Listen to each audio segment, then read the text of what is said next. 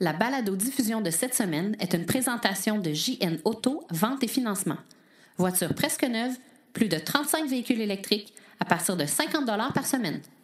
L'AVEC se cherche un nouveau directeur régional en Mauricie. Le réseau de bornes de recharge en Chine est en plein essor. La Mitsubishi Outlander PHEV franchit le cap des 100 000 ventes en Europe.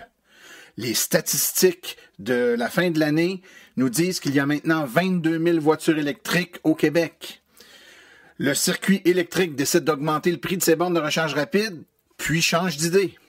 Dans notre entrevue aujourd'hui, nous allons parler des voitures électriques avec prolongateur d'autonomie. Oui, c'est possible de parcourir des grandes distances et de rouler vert.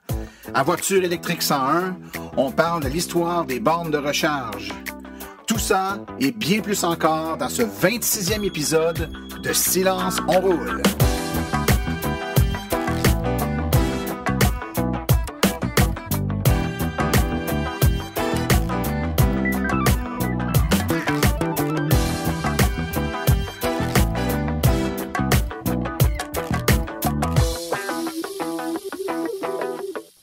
Bonjour tout le monde, mon nom est Martin Archambault, je suis administrateur webmestre et porte-parole média de l'Association des véhicules électriques du Québec.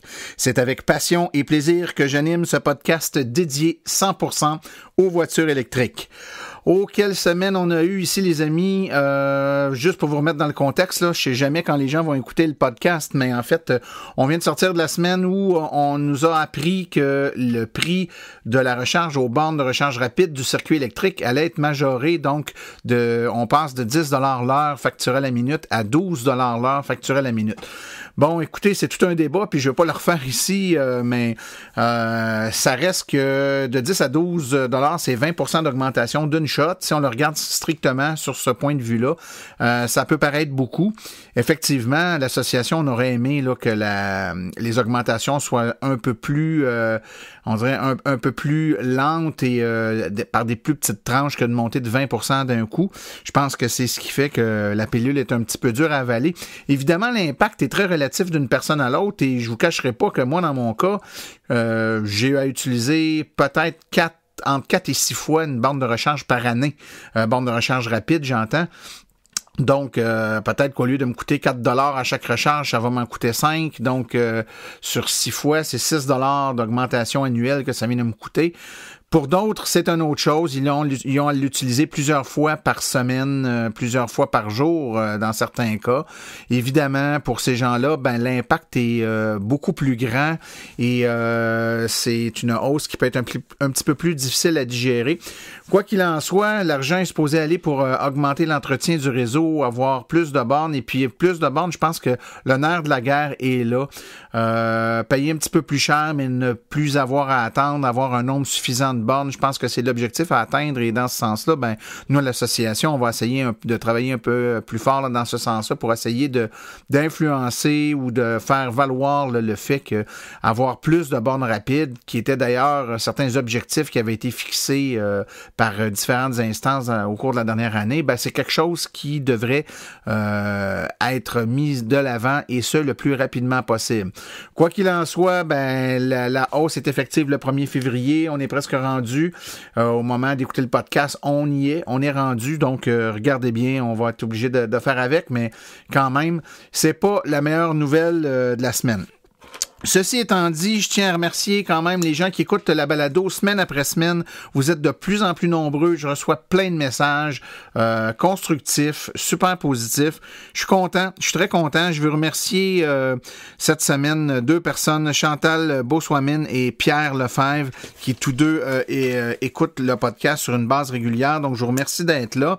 Je vous dis souvent d'aller sur iTunes et puis de coter, là, de mettre un petit 5 étoiles puis un petit commentaire positif, évidemment, faites-le. Mais cette semaine, je vais vous demander d'autres choses. Si vous y pensez, à chaque fois qu'on met en onde une balado-diffusion, on a également là sur le site web de l'AVEC, puis un peu partout, vous allez voir passer là, une petite annonce là, qui annonce le podcast avec les thèmes de la semaine puis tout ça, puis en cliquant dessus, ça vous amène directement sur notre page. Acheminez donc ce lien Facebook-là à vos amis. Vous avez des amis qui ont des autos électriques, des amis qui pensent peut-être s'en acheter un. Rendez-nous service et puis montrez-nous que vous appréciez le podcast en soit taguant vos amis dans l'annonce ou en tout cas en leur acheminant le lien pour qu'ils puissent écouter aussi plus facilement là, le podcast. Et puis nous, ça nous fait un nouvel auditoire. On peut répondre à plus de questions. Et puis, tout le monde en ressort gagnant. Je vous remercie beaucoup. Alors, sans plus tarder, on a une émission pas mal intéressante aujourd'hui. On va parler des avantages d'avoir une voiture électrique avec prolongateur d'autonomie. On a beaucoup de questions là-dessus. Est-ce que ça vaut la peine d'avoir une voiture avec un prolongateur d'autonomie à essence? Est-ce que c'est vraiment considéré comme une voiture électrique puisqu'il y a un réservoir d'essence? C'est pas plutôt une hybride? On va essayer de démystifier tout ça un petit peu plus tard dans l'émission. Mais sans plus tarder, allons tout de suite écouter les nouvelles des dernières semaines dans le monde de l'électromobilité.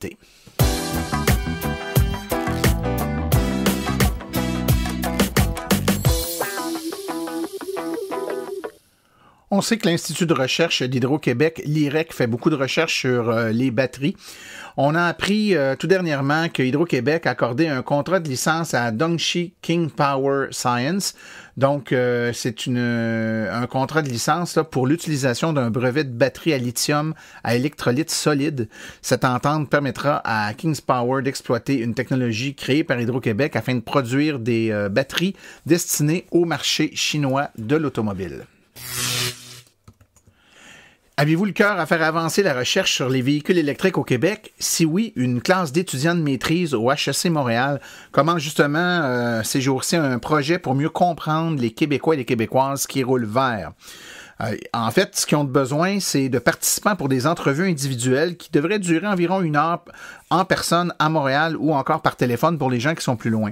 Donc, si vous aimeriez prendre part au projet, vous devez contacter Lucie Beauné par courriel. Donc, son adresse courriel, là, je vous l'appelle, c'est lucie, Lucy, point BAUNAY à hec.ca. Donc, lucy.BAUNAY à commercial hec.ca.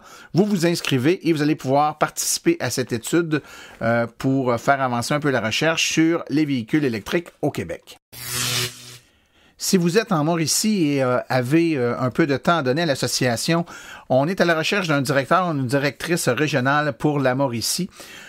C'est une belle opportunité là, pour partager votre passion des véhicules électriques et puis faire valoir vos idées, votre énergie et vous monter une belle équipe. Les tâches qu'on s'attend d'un directeur régional sont assez simples, c'est-à-dire se tenir informé et partager les positions de l'AVEC lors d'événements, répondre aux questions des intervenants du milieu dans votre région. Évidemment, on vous offre du support à cet effet. D'organiser et de coordonner au moins un événement par année avec des essais routiers et de sensibilisation au public. Et évidemment, vous pouvez en faire plus qu'un si vous en avez le goût, l'énergie et les ressources. Et ça vous permet aussi de créer des nouvelles amitiés et une équipe régionale dynamique. La région de la Mauricie là, compte déjà plusieurs bénévoles. Donc, si ça vous intéresse, vous pouvez nous laisser votre nom en écrivant à bénévole@aveq.ca. En ouverture d'émission, on a dit qu'avoir plusieurs bornes de recharge, c'était le nerf de la guerre. Le réseau de recharge chinois a connu une croissance de 51% en 2017. Le nombre de bornes de recharge publiques destinées aux véhicules à énergie nouvelle, là, ça inclut les véhicules électriques rechargeables ainsi que dans ce coin-là, des véhicules à hydrogène, ça a augmenté de 51% en Chine en 2017. C'est ce qu'a révélé en fait le ministre de l'Industrie et des Technologies de l'Information. Pour être plus précis, le nombre de postes de recharge est rendu à 214 000 en 2017, là, ce qui signifie que le pays compte désormais le plus grand nombre de bornes de recharge publiques au monde. Son arrivée sur le marché québécois a fait beaucoup d'heureux, mais il n'y a pas juste au Québec qu'on est content d'avoir des Mitsubishi Outlander PHEV. C'est plus de 100 000 de ces véhicules qui s'est vendu en Europe. Mitsubishi Motors Corporation annonçait que le Outlander PHEV avait franchi le cap des 100 000 ventes en Europe 4 ans après son lancement, selon le communiqué officiel. Ce modèle représente plus de 10% des ventes européennes de Mitsubishi Motors et est demeuré le véhicule hybride rechargeable le plus vendu aux Pays-Bas et en Scandinavie au cours des 3 dernières années. Voyons voir ce que sont les ventes du Mitsubishi Outlander PHEV ici au Québec après quelques années. En mai dernier, Volvo dévoilait une berline à haillons appelée le concept 40.2. Plus tard dans l'année, le constructeur a annoncé qu'elle allait électrifier tous ses modèles et proposerait des VE complets. Volvo affirme maintenant que ce premier véhicule entièrement électrique sera un modèle distinct basé sur le concept du 40.2 et arrivera en 2019, donc déjà l'année prochaine. La voiture qui utilisera la plateforme CMA de Volvo aura la même nomenclature que la série 40 et promet d'offrir une autonomie de plus de 500 km. La toute nouvelle mouture des statistiques de l'AVEQ à propos de l'électromobilité au Québec vient tout juste de sortir. Donc, les statistiques en date du 31 décembre 2017. On est donc rendu à 21 812 véhicules électriques qui circulent sur les routes du Québec en date du 31 décembre 2017. Les véhicules les plus populaires demeurent la Chevrolet Volt à 37 %, la Nissan Leaf à 17 % et la Tesla S à 7 %.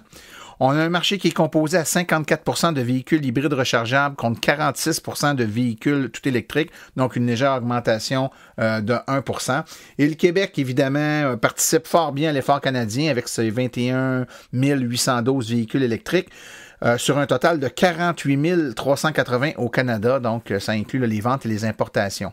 Ils sont où ces véhicules électriques-là? 25 % sont en Montérégie, donc c'est plus du quart, 25,06 % en Montérégie.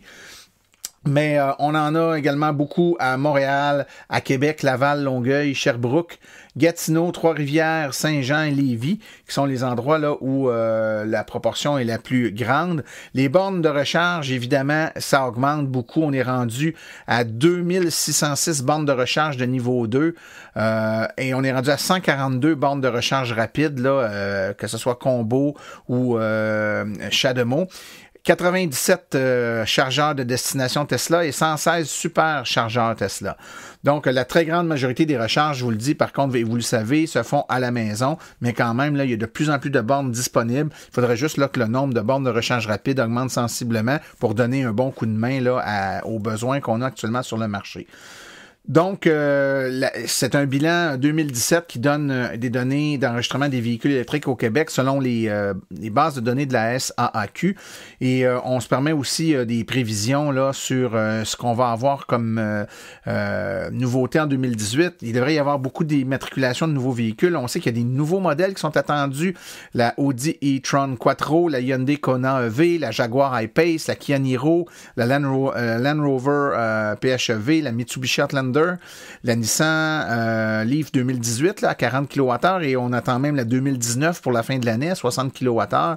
La Porsche Panamera PHEV de deuxième génération, le Subaru Crosstrek PHEV, la Tesla Model 3 qui va commencer à apparaître, la Volvo S90 PHEV et la Volvo XC40 PHEV pour ne nommer que ceux-là. Alors, pour avoir tous les détails sur notre site web dans nos statistiques, vous allez trouver toute cette information.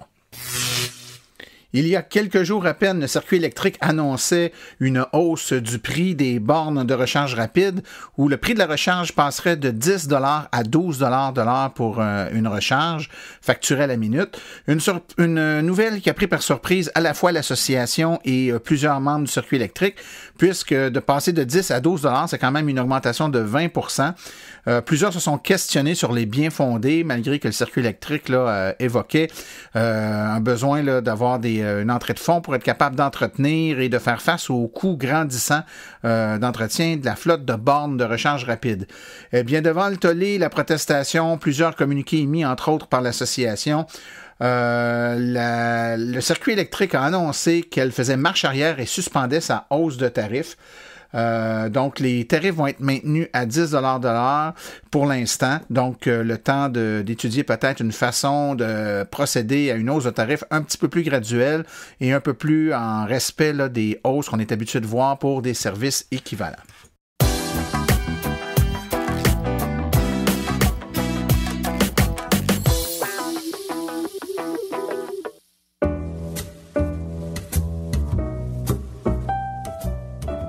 Vous avez une entreprise qui œuvre dans le domaine des voitures électriques.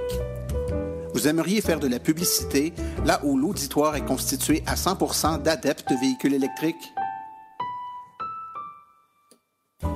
Écrivez-nous à info@aveq.ca afin d'avoir toutes les modalités de publicité, autant dans la balado-diffusion que sur notre site web et nos autres médiums.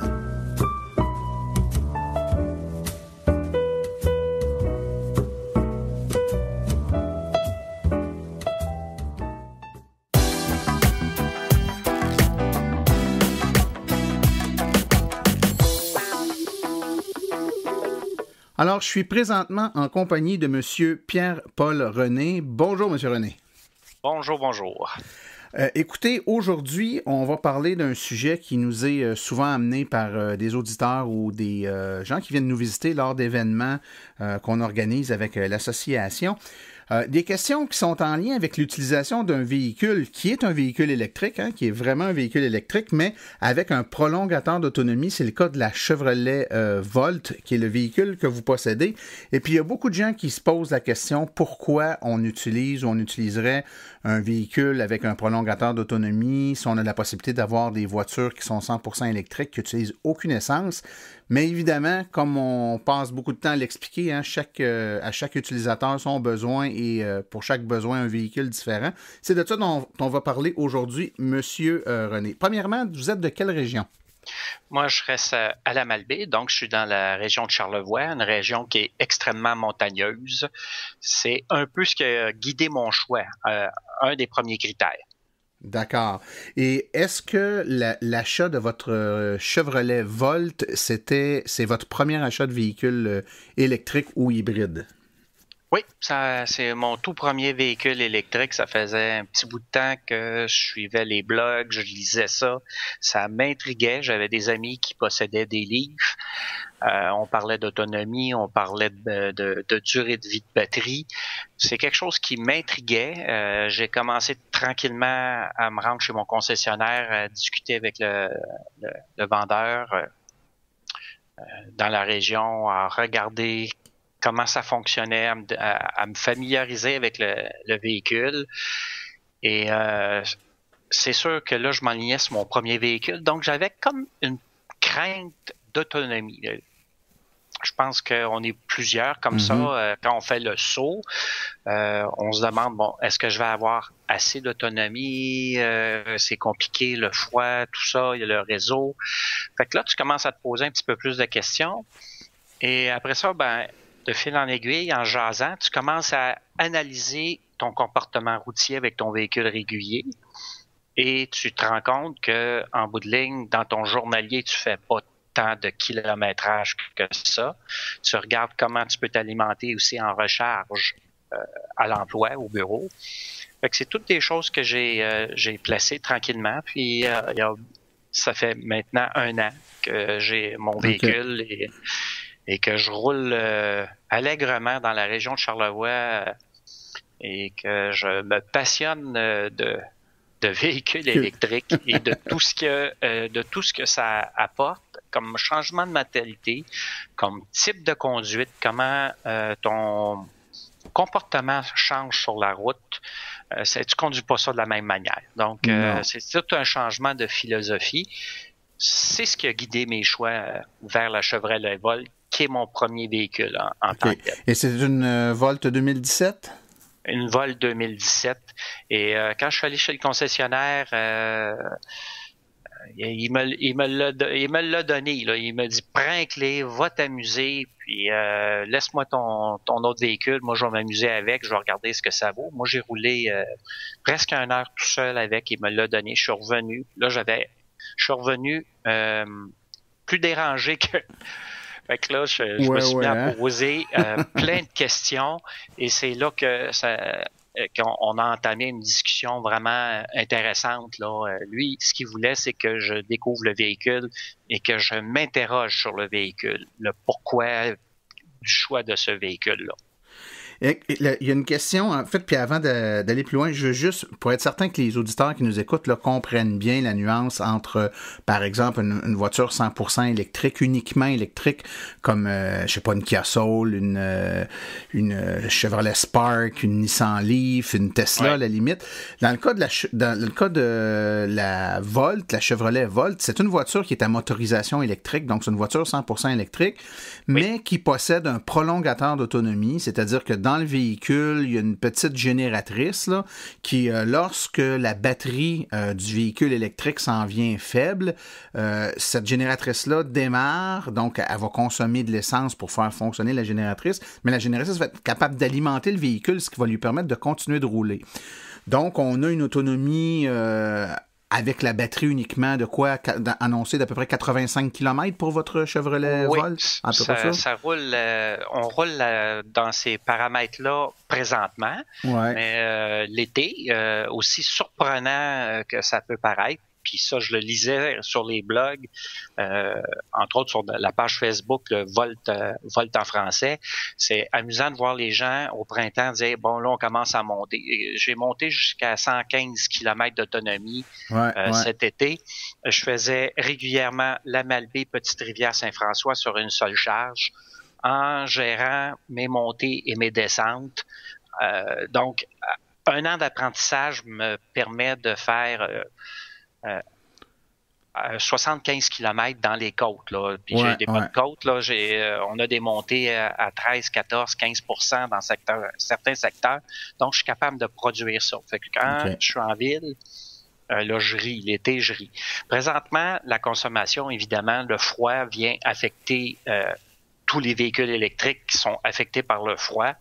Donc, on a une réduction présentement de notre batterie. Mais encore là, tout est une manière de conduite, donc de régénération, de réfléchir à comment on travaille dans les côtes, travailler en mode régénération. Et j'ai toujours l'essence en me disant, si jamais j'ai un problème, je suis pas à plat. Non, c'est ça. Dans le trouble. Et c'était le petit côté insécure de la première voiture. Et maintenant, tout ce que j'ai, c'est que je surveille le marché dans la région chez nous pour un véhicule 100% électrique pour ma conjointe d'ici un an et demi. OK. Et lorsque mettons, on va dire une autonomie moyenne là, de 85 km sur la batterie, mais si vous faites une longue distance, par exemple, vous partez de Charlevoix, puis vous en allez dans la région de Montréal, par exemple, ben après avoir épuisé le 85 km de batterie, là, la génératrice embarque, puis là, vous êtes bon pour longtemps. L'autonomie totale, si on additionne l'autonomie 100% électrique du début, puis celle qui est prolongée par la génératrice, on peut atteindre quelle distance là avec le véhicule? Mon Dieu, écoute, à la fête du travail, je suis parti de la Malbaie, je suis allé chez ma sœur qui est à Entrelacs dans la Naudière. Et je l'ai fait. Donc, ce que je fais, c'est que je fais mes montées. J'ai fait les montagnes en batterie.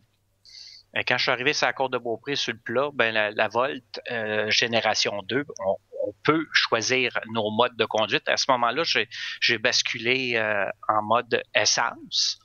Il me restait une quantité X de batterie et j'ai filé la balance de mon chemin. Ça veut dire que dans ma fin de semaine, j'ai fait plus de 1300 km aller-retour, une charge de batterie et un plein d'essence. Wow, c'est impressionnant. C'est impressionnant. Ça veut dire que j'ai roulé à peu près à 4,1, 4,2 litres au 100 en consommation essence. Donc, sur le plat, c'est un véhicule quand on l'utilise de façon intelligente. C'est quand on apprend.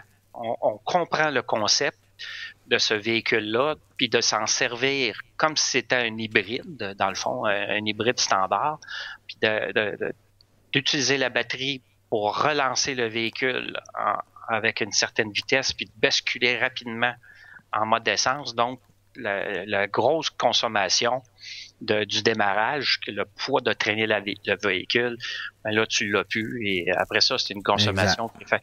Donc, c'est un très long apprentissage parce que tu découvres régulièrement des trucs et à force de regarder le comportement de ton véhicule, tu finis par trouver plein de trucs sur ton trajet. Puis, comme je disais au début, ce qu'il faut comprendre, c'est que les gens, la plupart, ils se disent qu'ils n'en auront pas assez, mais tout est une question de gestion, mais de se dire, c'est quoi le kilométrage que je fais, moi, moyen, à l'ouvrage. À 85 km d'autonomie, à usage normal la semaine, j'imagine que l'essence, vous n'utilisez pas d'essence du tout. Ça se fait, vous partez avec tout dépendant quelle distance vous travaillez de la maison, bien sûr, là.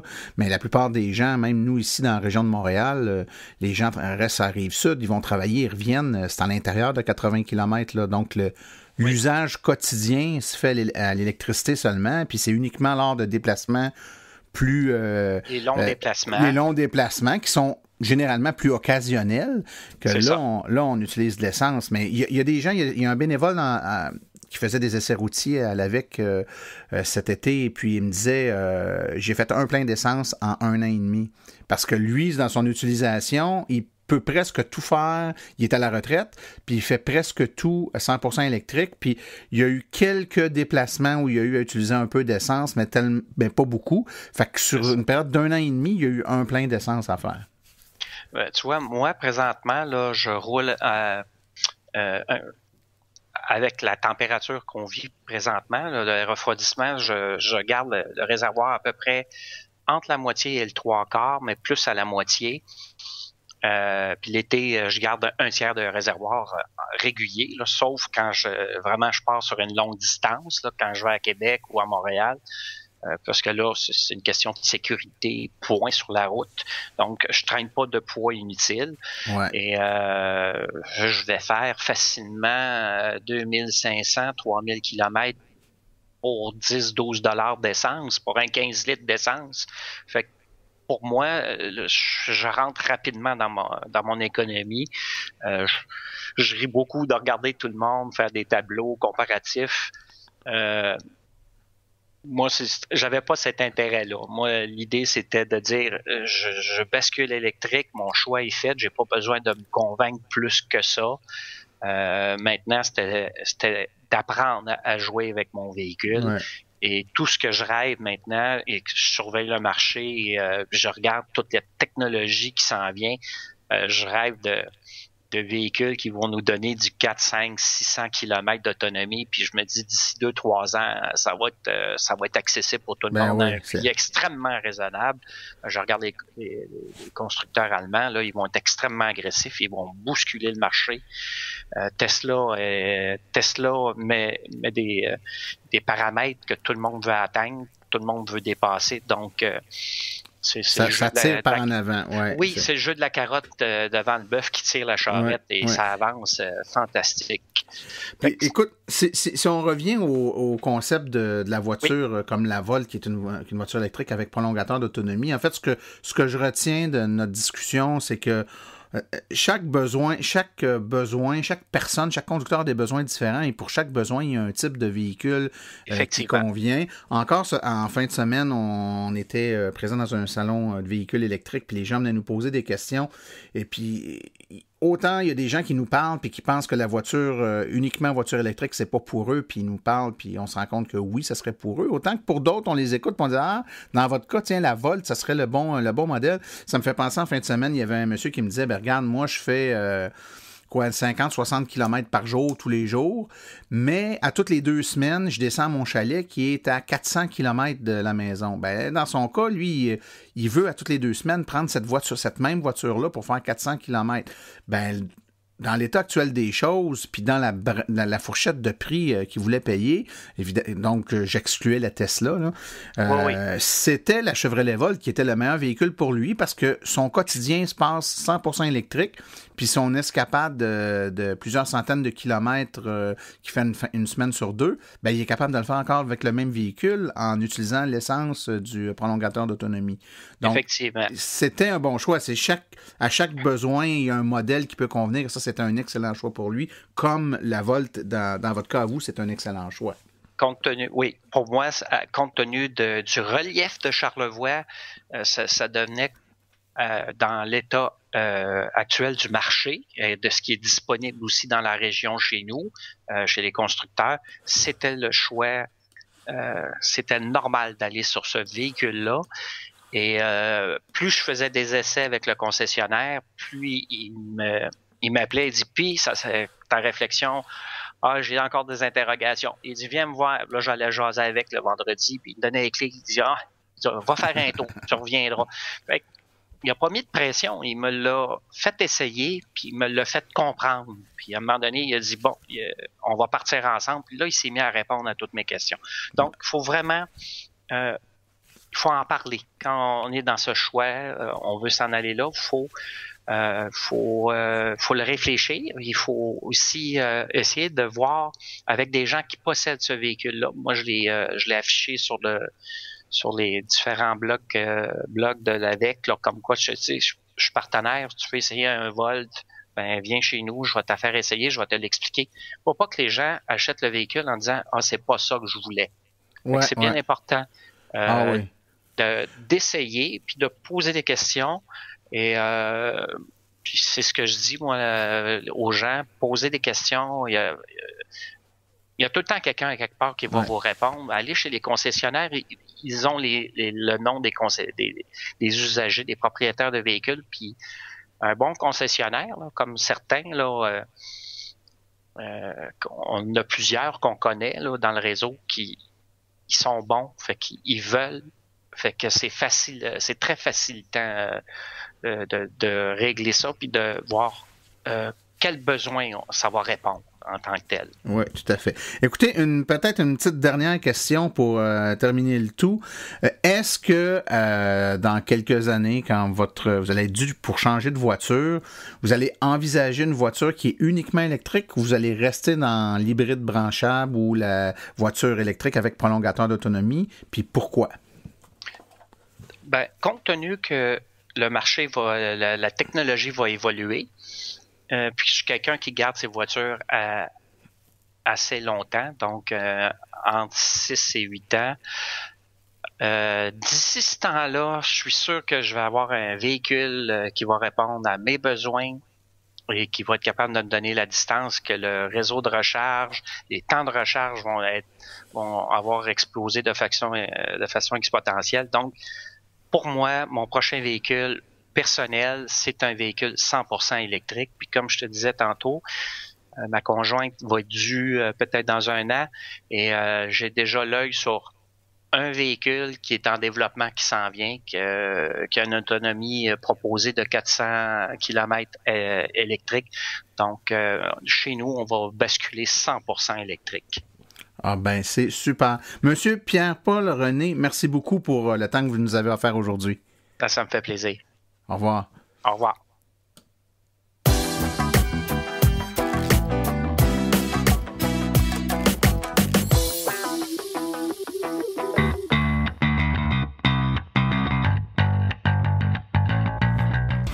Vous êtes intéressé à faire le saut pour une voiture électrique?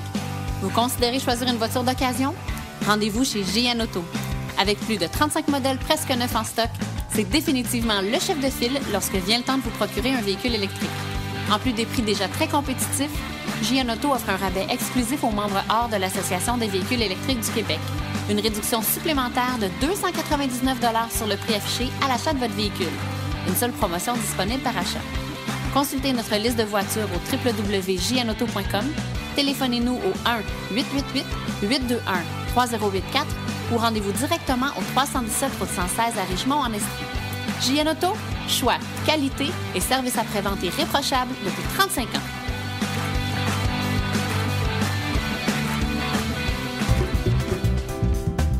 Voiture électrique 101.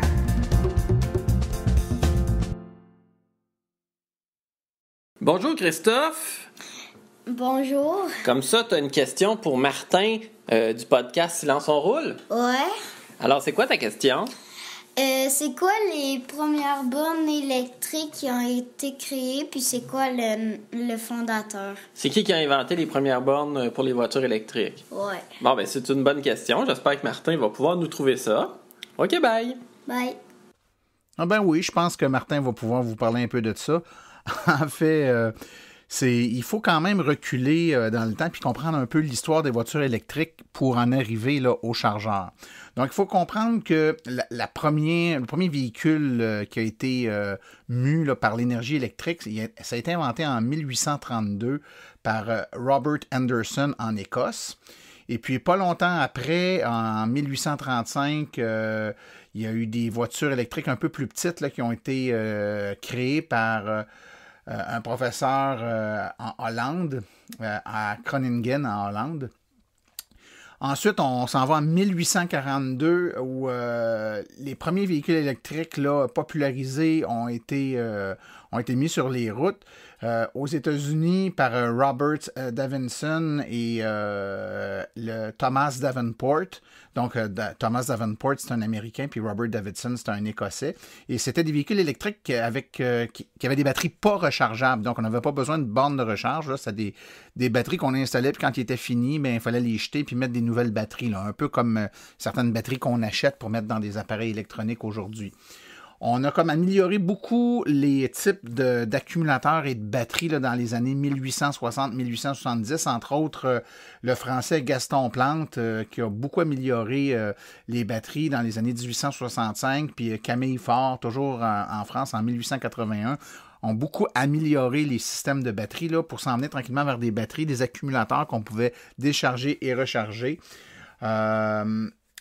De 1930 à 1960, donc début des années 1900, là, aller jusqu'à 1960, c'est la période où sont finalement disparues les voitures électriques parce que de 1899 aller jusqu'à 1930, il y avait en fait, il y a eu une époque où il y avait même plus de voitures électriques que de voitures à essence. Mais par la suite, à partir de 1930, le prix de l'essence a tellement baissé que ça revenait moins cher de fabriquer en volume des voitures à essence. Et là, les voitures électriques sont à peu près disparues.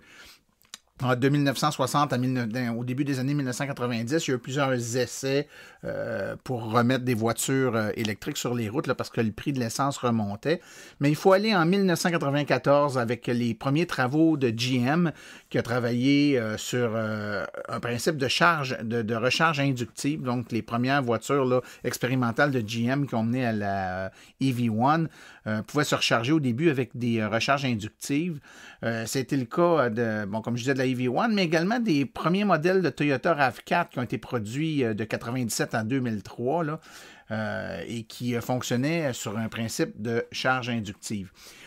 Faut aller à la fin des années 2000, vers 2009, pour voir apparaître le standard SAE J1772. Ça, c'est la borne de recharge que vous avez tout le monde à la maison. Donc, le pistolet là, de votre borne, que ce soit une borne Heavy Duty, Flow, peu importe la compagnie. Là. Donc, ça, c'est le standard SAE J1772. Donc, c'est vraiment devenu populaire, développé en 2009, devenu plus populaire ou adopté là, en janvier 2010.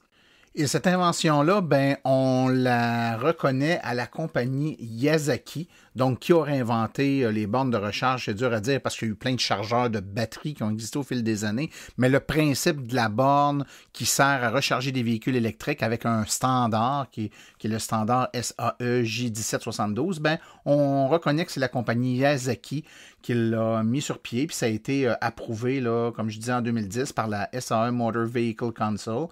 Et puis, ça a été adopté là, par les compagnies qui fabriquaient des voitures électriques, même s'il n'y en avait pas beaucoup, puis il n'y avait pas beaucoup de modèles à l'époque, mais ça incluait le GM, Chrysler, Ford, Toyota, Honda, Nissan et Tesla. Et oui, Tesla, à l'époque, avait ce port de recharge sur leur premier prototype de véhicule. Donc, dans les années 2010, le standard est devenu vraiment populaire. Et là, il y a eu des compagnies qui se sont mis à la populariser pour les voitures à la maison, comme Aérovironnement, qui en faisait pour les Nissan Leaf, entre autres, Clippers Creek, Column Technology, GE, Leviton, en tout cas, plein de compagnies. Puis évidemment, il y a eu des 240 volts. C'était pas juste des 120 volts, il y avait des 240 volts aussi, niveau 2, pour des usages commerciaux. Donc, on peut vraiment dire que c'est à ce moment-là, donc fin des années 2009, début des années 2010, par la compagnie Yazaki, que les premiers standards de bornes de recharge ont été mis sur le marché. Alors, j'espère que ça répond à ta question. Si vous avez, vous aussi, des questions à poser pour la chronique Voiture électrique 101, vous enregistrez vos enfants. Je trouve ça toujours le fun de répondre aux questions qui nous sont posées par les enfants. Vous envoyez ça à martin@aveq.ca et ça va me faire plaisir là, d'y répondre. Après une courte pause, on vous revient avec les activités à venir dans le monde de l'électromobilité pour les prochaines semaines et les prochains mois.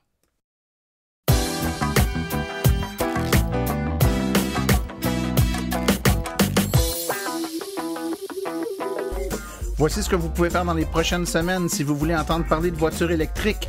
Les 10 et 11 février prochains, c'est le salon Expo Yoga au Palais des Congrès de Montréal. D'informations sur le yoga, mais aussi présence de l'AVEC pour vous parler des véhicules électriques, un mode de transport presque aussi zen que le yoga. Le 21 avril 2018, c'est l'Assemblée générale annuelle qui aura lieu en même temps que le salon du véhicule électrique de Montréal. On a des petites surprises justement en lien avec ça qui arrivent très bientôt. Le 20-22 avril, du 20 au 22 avril, le Salon du véhicule électrique de Montréal, donc deuxième édition, conférences, informations et essais routiers. Il y a également le retour du méga week-end électrique de Rivière-du-Loup les 2 et 3 juin 2018 au centre commercial de Rivière-du-Loup, de l'information, des essais routiers. Et le 11 août 2018, c'est Saint-Roch en fête. Les détails sont à suivre.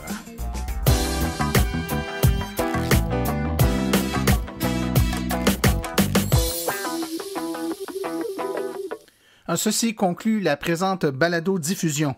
L'AVEC remercie tous les collaborateurs, particulièrement Pierre-Paul René et le petit Christophe pour leur participation aujourd'hui. La reproduction ou la diffusion de l'émission est permise, mais l'Association des véhicules électriques du Québec aimerait en être avisée. Toutes questions concernant l'émission peuvent être envoyées à martin@aveq.ca et toute question générale regardant l'électromobilité ou l'association, vous devez écrire à info@aveq.ca. Pour avoir les renseignements et la documentation de l'AVEC, visitez le www.aveq.ca. Je vous rappelle que sur notre site web, afin de vous faciliter la tâche, vous avez accès aux archives de nos balados ainsi qu'à des hyperliens vers les sites web mentionnés aujourd'hui, le tout directement au www.aveq.ca/silence. Mon nom est Martin Archambault et d'ici la prochaine balado, j'espère que vous attraperez la piqûre et direz vous aussi, silence, on roule.